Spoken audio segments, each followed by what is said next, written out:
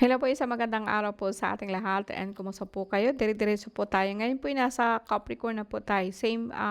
The same procedure po, no? So, sa lahat po ng mga baguhan dyan, tawagin niyo po akong Ate Mel. And this is Tawa, so hindi po lahat po ng Capricorn may sakit. So, I would say na please be with me. Kumbaga sa akin, kung may nararamdaman ka po, tingnan po natin kung ano po nangyari sa inyo and sabayan po natin po ng dasal. So, ang dasal po natin is Latin and it means to say, I believe in God. And pangalawa po is our Father or like Ama namin. And diretso po tayo sa Jesus Nazareno. And wag po kayong mag-alala kung kayo po ay Katoliko or hindi Katoliko. And ang dasal po natin is universal. Although sabihin po ako kasi nga po isa po akong Katoliko, so gagamit po ako ng dasal namin. But universal po ang dala ko kasi ang sa akin is we all one. And sakop po tayo ng kalikasan, sakop po tayo ng mahal ng Ama at mahal na Ina. Now, so bear with me, Capricorn, December 22 hanggang January 19. Actually, this is your reading or tarot card reading. This is actually a third version po ng ating tawas ngayong taon na to. So be with me, Capricorn. Okay, sa lahat po ng mga nandito po ngayon, Ama, mahal na Ina, basbasan mo po ang bawat isa sa amin.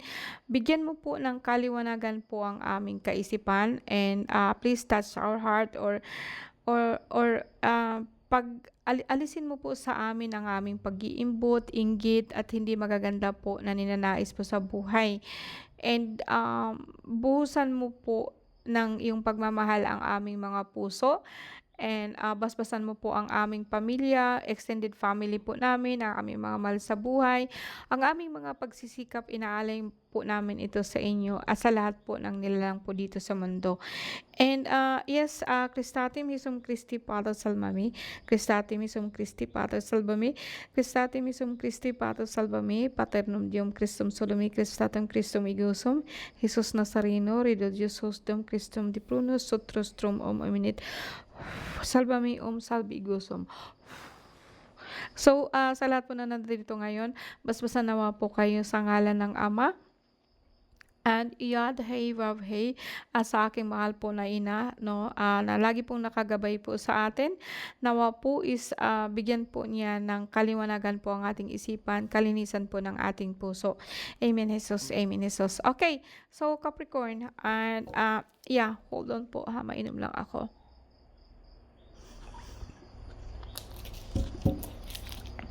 Okay, Capricorn. So, ang gagawin po natin ngayon guys is, first thing first, no, like, tingnan natin sa kasalukuyan ko ano po nangyari po sa inyo. And then, sundan po natin ng anong nangyari sa iyo yung nakaraan. And then, probably in the future. Okay, Capricorn, December 22. So, ano po nangyari sa inyo ngayon? I will have 9 cards, no?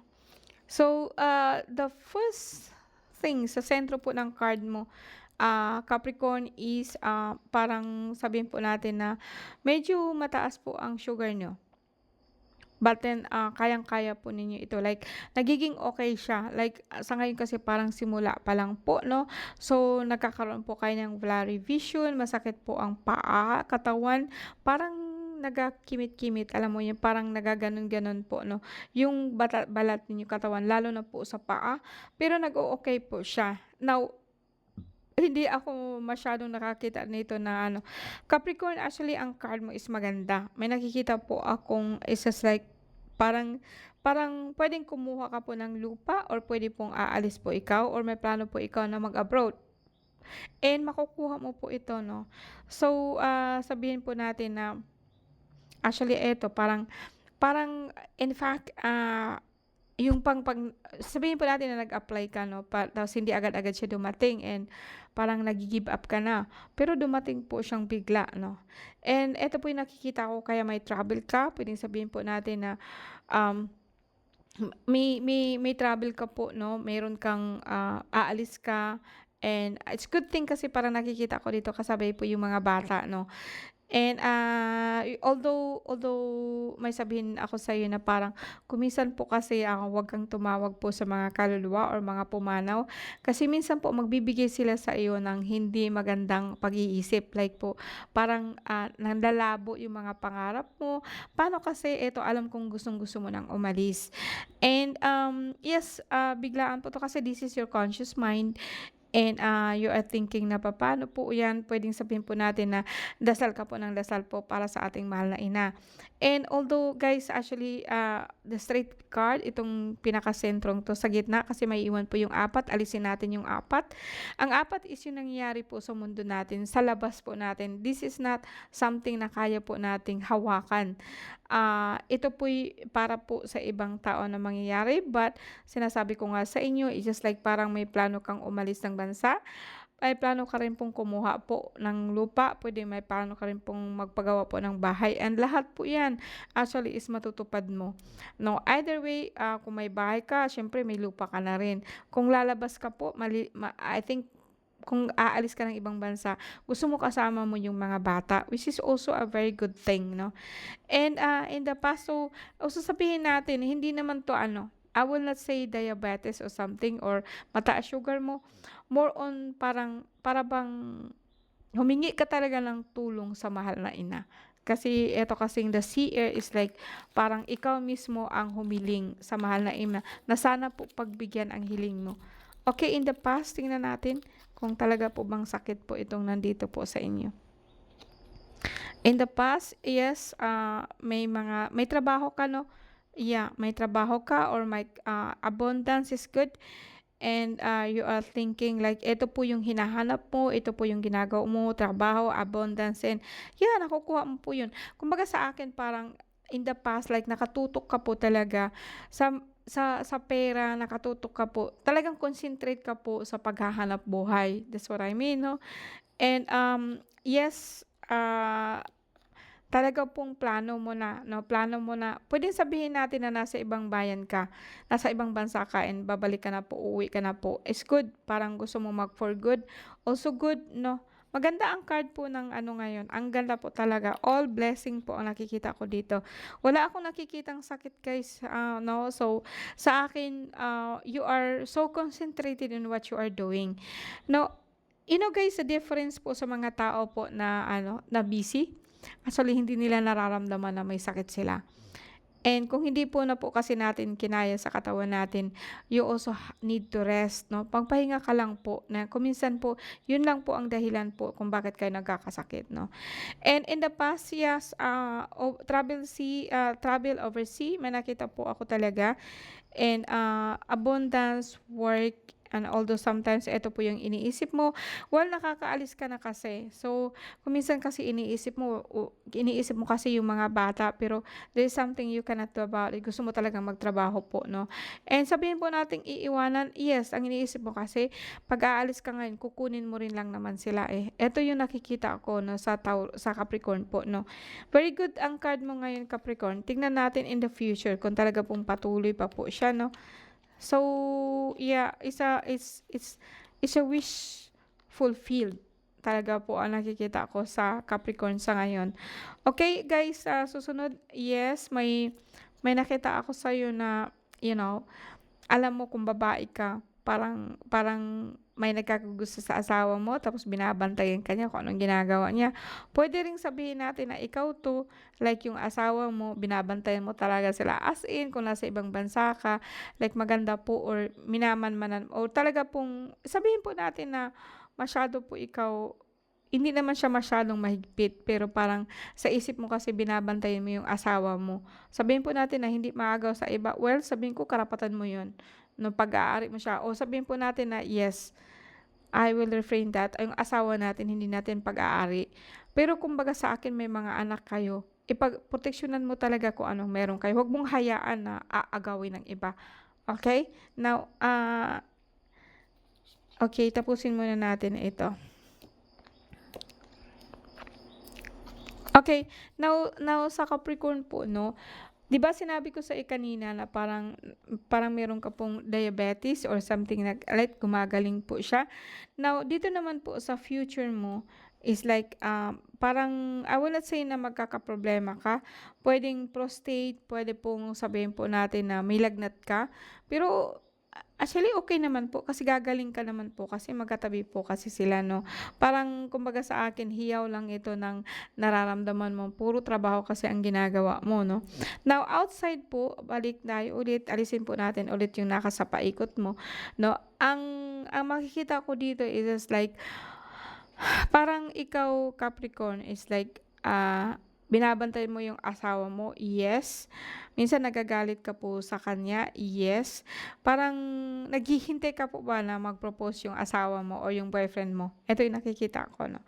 And, although mag-aasawa na kayo or gusto mo na magpakasal sa kanila both male and female 'no, kung ikaw babae parang gusto mo na po talaga na maikasal ka sa kanya o maikasal siya sa'yo 'no.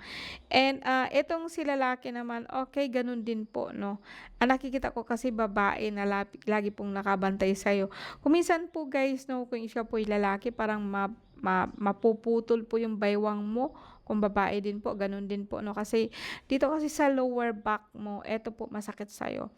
Pero nagtataka ako guys kasi sa sentro ng card mo is naka-focus ka, may sakit ka, pero hindi mo siya iniinda 'no, hindi mo siya pinapansin kasi although sabihin natin na minsan,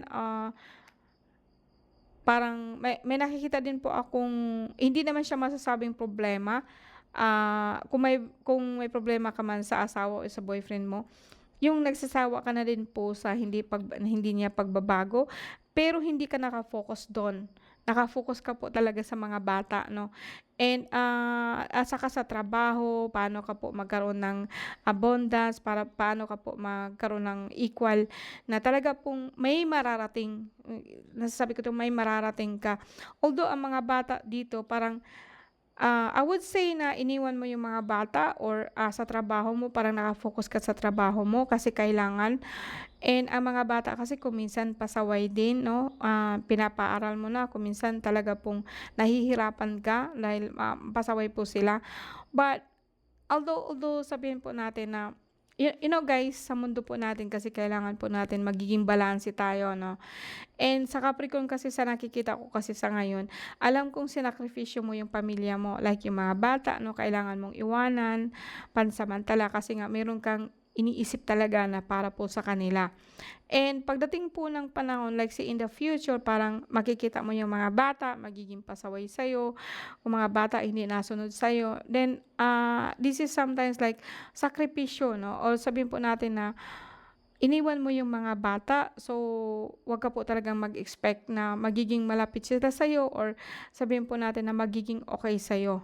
Kasi, I can feel here na parang naiwanan mo na sila and, hindi hindi kasi sa lahat ng pagkakataon po 'pag ang mga anak natin, kahit nga po yung nandiyan ka nga po, kung minsan pasaway pa po talaga, minsan wala po kasi hindi po kasi natin hawak yung pag-iisip po ng mga bata 'no. Ang sa akin lang po konting unawa, konting ano din, wag mong papalitan po yung pagmamahal mo sa pamamagitan lang po ng pera 'no. Although dito may nakikita ako, yes, and alam ko may problema ka din sa asawa mo pero hindi ka masyadong nakatutok dito kasi ang iniisip ko nga sa'yo is mga bata. Ito yung iniisip mo ngayon, ito yung pinaka-priority mo. Although alam ko, minsan sa sakit parang minsan nilalagnat ka tuwing hapon and, minsan po talaga pong ano, pero may sakit ka pero kinakaya mo para lang sa mga bata ano. And, what I mean is kahit may sakit ka, kinakaya mo, nagtatrabaho ka pa rin para sa mga bata. Ito yung nakikita ko sa guys. And sometimes 'no, ang mga bata, magiging pasaway po sila pero as I said, maniwala kayo sa akin 'no, kung talagang taos ang pagmamahal niyo sa mga bata 'no, susuklian po nila 'yan. And wag kayong magsabi na, baka pagdating ng panahon, iiwanan din kayo ng mga anak, no. Kasi I always believe na kung ano man po yung pinakain natin sa mga bata, susuklian po nila yun pagdating ng panahon. Whether way na di ka po nag-expect na ganito, something like that, pero I always believe na may mga bata po talagang makita ko na parang walang walang ano ba, parang walang yung hindi walang respeto sa magulang. Pero alam niyo guys 'no, deep inside, nararamdaman ng mga anak mo kung ang ginagawa mo sa kanila is like parang totoo. What I mean is just like yung pagmamahal mo sa kanila is totoo. Kasi maraming magulang na pinapaaral yung mga anak pero grabe yung bibig, yung bagang parang lagi na lang po na, alam mo na 'no, na parang binibilang bawat bigay. And, for me, para sa akin, whether ipinapakita mo o hindi, nararamdaman po ng bawat isa kung totoo ang pagmamahal mo. So, sabihin po natin, yes, mayroong pagkakataon po na minsan nakakalimot yung mga anak po natin. That's why sinasabi ko nga sa inyo na hindi sa lahat ng pagkakataon pag-abroad po ang solusyon sa problema po natin. Lalo na po pagdating sa financing. Kasi alam niyo ba kung bakit? Kasi makakakita at makakita ka ng paraan 'no. Ang hirap kasing iwanan yung mga bata 'no, na palakihin mo sa ibang tao. Kaya sabihin po natin sa magulang mo, sa kapatid, mahirap po talaga. Kasi iba ang pagmamahal po ng ina papunta sa mga anak, and iba yung pagmamahal ng tita 'no, ng lolo, lola, gano'n 'no. So, this is it. Alam kong bygone, bygone, like nangyari na 'to, andito na 'to kasi alam kong kumbaga sa akin, um, I don't blame you kasi nagsisikap ka talaga para sa kanila. And, parang ito nga ang puso ko pa, like parang nararamdaman ko yung nararamdaman mo na lahat ginagawa mo para sa mga bata ano. And, I would say, Capricorn, whether you are a male or a female, nanay ka man o tatay ka man 'no, saludo po talaga ako sa'yo. And, alam kong may nararamdaman ka pero hindi mo siya iniinda 'no, dahil kailangan mong magtrabaho 'no, para sa mga anak natin. Anyway, thank you guys 'no, Capricorn, see you again 'no. Sana po magtagumpay ka sa Ines. Sana po pagdating ng panahon or sabihin po natin 'no, I will declare po talaga na lahat po ng gustuhin mo sa buhay, maaatim mo. Like, financial abundance 'no, para sa mga bata, susuklian nila ng pagmamahal po ang sakripisyo mo. Maraming salamat po, and blessed be, 'no, sa ngalan ng Ama, ng Anak, at ng Espiritu Santo. Ang ating salita ay sintatag ng bato, mangyari po itong nais ko. Amen. And, thank you so much po, and maraming salamat na nasana po yung ano ko. Okay, yeah, hindi ko na nakita 'no, saan ko kaya nailagay? Yung ating yeah, sorry. Ang ating ano, see you po guys. Thank you very much po, Capricorn. See you again next time.